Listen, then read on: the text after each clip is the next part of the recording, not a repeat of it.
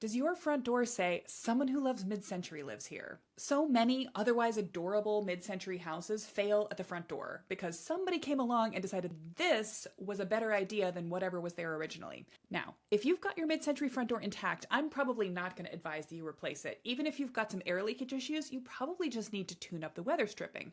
I recommend you check out this Forever product from my friends over at Heritage Supply Company. I don't get anything from this, I just believe in everything that they do. And think about perhaps adding or improving a storm door to get the proper insulation. But if somebody else already came along and took away your original front door, it's probably time to substitute again. Before you even get to that though, you can make a huge improvement even on an out-of-period front door with a little bit of paint.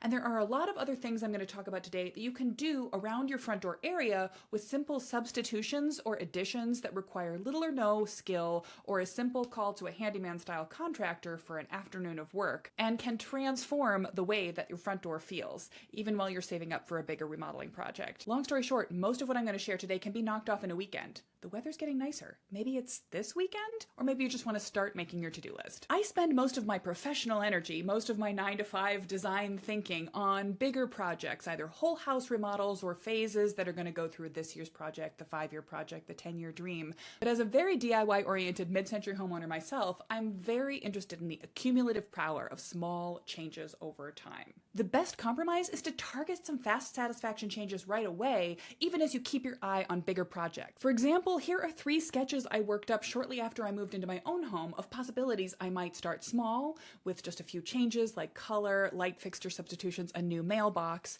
go a little bigger, pulling into 3D, putting in some landscape fencing, closing off the breezeway to connect the house and garage, and then eventually maybe a front addition that would add a little bit of extra space at the living room. And spoiler alert, I'm never going to get around to this one. But I have actually landed pretty close to this section option, and I've done it one DIY project at a time. Here's an example of iterative improvements on a recent master plan project. The owners could start by taking off the fake shutters that were in poor condition. They can improve their front entry by adding in some sisters to the post, jazz up the house numbers, and replace a light fixture with a new model in the same spot. It was on their medium-term to-do list to replace the siding, so once that came along, they had an opportunity to bring in new colors, more interesting patterns, and really make an aesthetic improvement to the house as a whole. Pulling the house numbers off the house and onto a front privacy fence also helps sort of define an entry play area by the front door.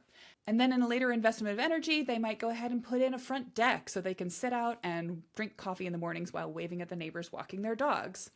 These changes are all stacking upon each other, so none of the effort of the first projects negates projects that can happen afterwards. I like to think about the way you can work on your house in terms of 3 levels. A level 1 project is the kind of little easy project I'm talking about today, the sort of thing you can knock off in a weekend. If you are an aggressive or an enthusiastic DIYer, you might grow to the scale of level 2 remodels, which are still DIY but are going to take you weeks together or months and end up looking a little bit or a lot like what a professional contractor might do for slower and more of your own blood, sweat, and tears instead of dollars. For most people, a kitchen remodel or a bigger overhaul of the whole space is always going to fall into a level 3 category. That doesn't stop you from making some fun improvements to your life right now. My best advice for planning the kind of projects that can stack and combine levels 1, 2, and 3 is to take a master plan approach to your entire design. If you're curious about that, I really recommend you go check out my free masterclass on the master planning process that'll help you think about how to juggle style, budget, and timeline to plan a remodel yourself that you can take on or lead a contractor through. Find out all about that right here. But the important thing to remember is even if you're working towards and planning towards a bigger project down the line, that's no reason not to start making some small, easy substitution and improvement projects so you can live in a house you like sooner rather than later. Start with your front door and your mailbox. If you have an original mid-century unpainted front door, leave it alone. My advice is always don't paint unpainted mid-century wood, but in any other case, whether you've got a mid-century front door with a peeling paint job or you've got a front door in a style you don't like, you can make it work better with paint. So if you have a favorite color, go ahead to the paint store, find the paint chip you like, bring it to the house and make sure it works in the lighting. Maybe test a little swatch on tagboard if you feel nervous. Although for the size of a front door, you can just try it in a color, and if it doesn't quite land, try again a couple of days or weeks later. My across the street neighbor painted her front door 6 different times before she nailed it with the one she likes best. Unfortunately for me, I kind of liked the second to last one even better, but it's her front door and it should bring her joy. Your front door should bring you joy. I have often also, as I've talked about this, found that people get overwhelmed by the concept of my favorite color or the right color for a front door. So for that, there's an easy fix. You should match your front door to your mailbox. Personally, I'm a big fan of this company. I've got one of their mailboxes on my house. I recommend them to clients freely. Modbox has an array of cute mid-century colors, and you can just pick from the one you like best and then take it to the paint store with you and have them match that color precisely. One way or another, once your mailbox and your front door are a color you love, you're going to feel differently about walking up to your front door than you did before. Here's another important caveat. If you have a storm door, this is for all of my Midwesterners and Eastern Seaboard folk out there. You probably don't have this problem if you live in California. But if you have a storm door, you need to paint that too. Yes, you can paint it. Yes, it's metal. Yes, the factory finish is probably more permanent. Just talk to the paint store folks about a good cleaning product and put a good primer coat on it, and it will be just fine. The reason you need to paint the storm door too is that otherwise you've got your cute front door color, but it's obscured by both some glass surface that's reflecting whatever's happening in the neighborhood, and also it's cropped in to whatever the size of your storm door is. So go ahead and make sure the storm door and the front door are the same color as the mailbox, and you will have made a dramatic transition just like that. Once you knock off one front door improvement project, you're probably going to want to keep going. So the name of the game here is going to be simple substitutions. You can go ahead and substitute your mailbox one for one, mounted in the same spot, same general area. If you are comfortable with a little bit of light electrical wiring, following YouTube videos, remembering to turn off the power at the breaker, you can easily substitute one exterior light fixture for another. If that makes you feel nervous, this is also the sort of thing that you can find someone to help you out with on Angie's List or by calling down or walking up to the carpentry desk at your local lumber yard. They'll be able to help you find a handyman contractor who knocks this sort of thing off easily. And substituting your light fixtures can really take the house from whatever style it was in before that didn't light you up to the proper mid-century modern update of your dreams. A couple of can't miss options are going to be globe lights like this, which you can get from a number of modern suppliers. You can also find a matching globe light if you've got a post in the front of the yard that also needs substitution, or something a little bit more playful. I love a bow tie light, and Hip Haven makes a bunch that are really great and rated for exterior use. As we're talking about light fixtures, this is a good moment to kind of pause and take stock of what is going on with your house aesthetically from its start point. A lot of people tell me, I have a mid-century original house. I don't think anything has ever been done to it, but it doesn't seem very modern. That might mean it looks like this. There were a lot of houses that were built and decorated within the mid-century years in the 50s and the 60s and the 70s that end up looking more mid-century traditional than they do mid-century modern. You might recognize hammered metal house numbers and mailbox, carriage-style lamps, split rail fence, or maybe white painted picket fencing as a decorative element, not really fencing in the yard, but just sort of like signposting some things. Eagle imagery. I have seen it all on some mid-century original choices, and that's fine. Just because it is original to the house doesn't mean it's your taste. And you can take the house and sort of twist the dial on where in the mid-century era it's falling. It might have been built as a 1950s mid-century traditional house. You wish it read a little bit more 60s mid-mod. You can go ahead and do that by adjusting some of these details: light fixtures, paint color, mailbox, house numbers. Now, up to now, I've been talking very much about replacing things in place. Where there's a light fixture, substitute another light fixture. Your front door obviously stays in the same spot for a weekend upgrade project. But house numbers are a place where I don't recommend you take off the old house numbers and put up new ones that look just like them. I want you to make a dramatic improvement in your house numbers. I want you to make them bigger, and I want you to use them as a focal point to bring some interest to some architectural part of the house. That might mean moving them to beside or over the garage door. It might mean bringing them off the house so they exist on a little fence element that stands in the front yard. The possibilities are many, but the fact is that in the mid-century era, people just weren't in the habit of using house numbers that I think of as big enough. Here's a couple of photos from a walk I took through a neighborhood near my house a few years ago, just noting original mid-century house numbers that aren't big enough or lit well enough to be functional. Maybe then, but certainly not now. I should admit that this is a spot where I am a little bit in the pocket of big house number.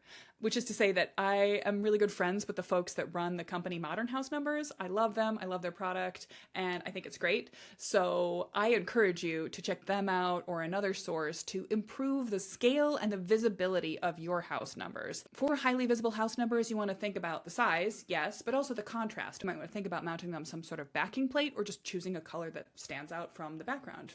Modern house numbers are also mounted on little posts, so they have a bit of a shadow line behind them, and this is even improved if you can go ahead and shine a yard light or a house light on the house numbers so they're visible even after dark. Sure, sizing up your house numbers might not be the most preservationist choice for your mid-century house, but don't you want the pizza guy to be able to find you? I do. Once you've got the right color on your front door, your mailbox, you've improved the house numbers and the light fixtures, there's a number of small substitution and improvement changes you can make around the house. This is the place where you can start to get fun with purchases and placement. You can think about planters, yard furniture, and other decorative details that coordinate with the materials that you're already working with. When you're choosing metals, you want to have no more than 2 kinds of metal in any individual space and no more than 3 throughout the house. More about that here. The same thing is going to be true for exterior update materials. So for example, if you are putting in a cedar slat fencing, not the most mid-century original choice, but certainly falls within the sort of modern mid-century update palette. It's a natural material, it's wood, it's bringing some interest to a house if you aren't lucky enough to have brick or stone or original mid-century finished materials decorating your house. Bring in a little bit of wood grain. But one way or another, whatever that new material is, if it is cedar slat fencing, or if it's a breeze block element, or if you're adding natural stone as a landscaping material, you want it to appear in more than one place around the house. 2 spots, at minimum, 3 or more ideally, so it starts to feel like it's having a conversation with itself. This is also absolutely true of colors. So if you've gone ahead and gotten a mailbox and a front door that match each other, now you want to make sure that chosen color appears somewhere else around the house. That might be in a planter, it might be in a yard decoration, it might be in yard furniture. If you have a green thumb, you could even choose some plantings from the yard that are going to pop up in that same color seasonally. Here are a few more weekend level easy DIY projects you can consider.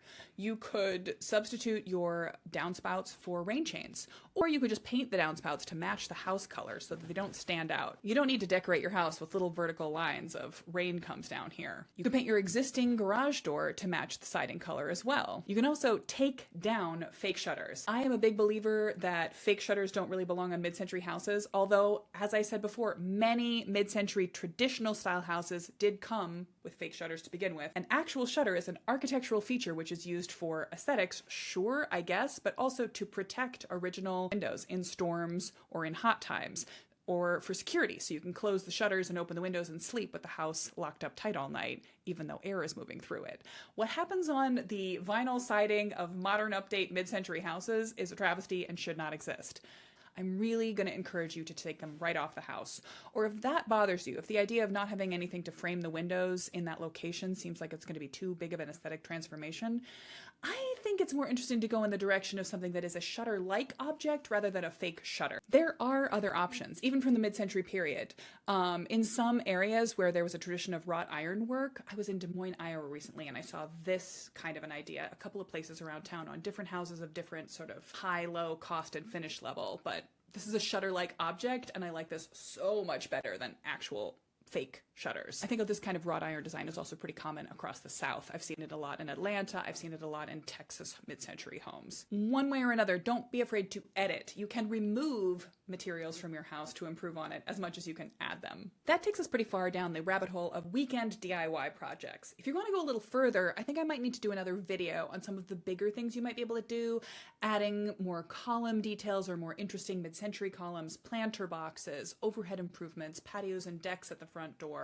There's plenty to be said on the topic of replacing your front door with mid-century styles, or replacing a garage door, either because your garage door has been replaced with something boring or because your original mid-century door is failing in some major or has never been fitted with an overhead opener. I'll do a roundup of more intense projects and how to think about them, even to the extent of new siding, replacing horrible vinyl windows if somebody put those on your house at some point, and other choices like that in another video. But all of that falls under the category of dream a little bigger, darling. But next week, we're going to talk about about colors that go beyond just painting your front door. What's the right color for your entire mid-century house? That's a question I get a lot, and I have a lot to say on that topic. So stay tuned for next week when I'm going to share all of my favorite mid-century authentic, modern update, and cute time cap color options for a mid-century house. Plus, what to do instead of painting your brick or stone if you don't like the color of your brick or stone. Please do not paint your brick or stone. Don't paint it gray. Don't paint it white. Don't be that flipper. Just don't do it. But for the moment, I'm excited to hear what project you might take on from the list we've got today. Are you going to be painting? Are you going to be hunting down a new mailbox? Looking for new light fixtures? I'll put some links to some of my favorite small businesses that offer great mid-century products below this video, so give them a little bit of love if you are thinking about front door improvements this spring.